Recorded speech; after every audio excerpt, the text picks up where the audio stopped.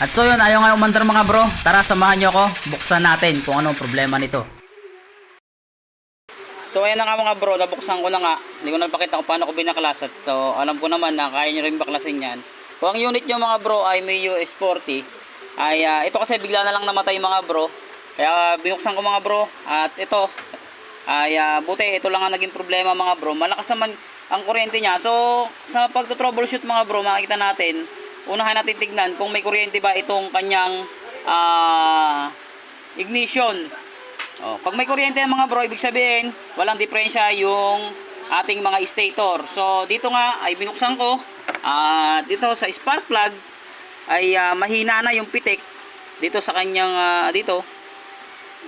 Mahina na yung pitik ng kuryente. So nung tinanggal ko, tinesting ko dito ay napakalakas naman. So ala kasi tayong tiga video Pakikita ko sa inyo yung lakas ng kuryente niya. Mga bro, ayan, yung pagta-troubleshoot, dito muna natin titignan sa kanyang ignition. Kapag yan ay may kuryente mga bro, ibig sabihin hindi sira yung ating stator. So ayan mga bro, tukot natin. Ayun o, nakita nyo ba? Napakalakas ng pitik.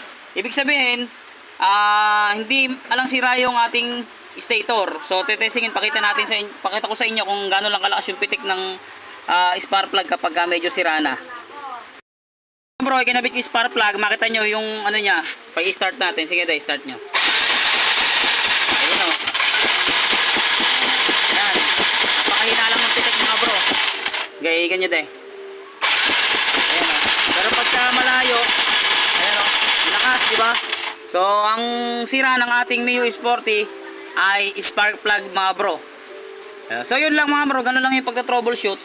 Kapag gusto nyong matuto, pag ayaw mandar ng motor, una na titignan yung kuryente mga bro. Una, dito muna sa may kanyang, tanggalin nyo yung, kung hindi nyo pa alakay pangkalag na spark plug, huwag muna spark plug ang tignan nyo. Kapag may kuryente itong mismong ignition, ibig sabihin hindi sira yung stator nyo, hindi rin sira yung CDA nyo. Kaya pag kailangan baklasin yung spark plug, doon nyo makikita. Kasi laki kaya yan. Ayan. Ay, mahaba. So ganun lang mga bro. Papalitan natin yung spark plug to. At dito nga mga bro ay nakabili na nga ako, hindi ko na rin na-videohan. At ang nabili natin ay NGK. Okay rin naman to mga bro, pansamantagal.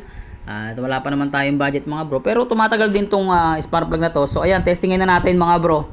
At makita natin yung diferensya. Kung kanina makita nyo, napakahina ng pitik ng kuryente. So dito testingin natin mga bro, ginabi na nga tayo. Makita natin dyan yung pitik ng kuryente. Na talaga namang ayan o, napakalakas na mga bro. Kulay blue na. Yan yung tamang kulay ng kuryente para gumanda yung andar ng motor natin. So kung medyo mapula na, talagang medyo palyado na or pahirap na siyang paandarin mga bro. Pero pag ganyang kulay, ay talaga namang napakalakas niyan.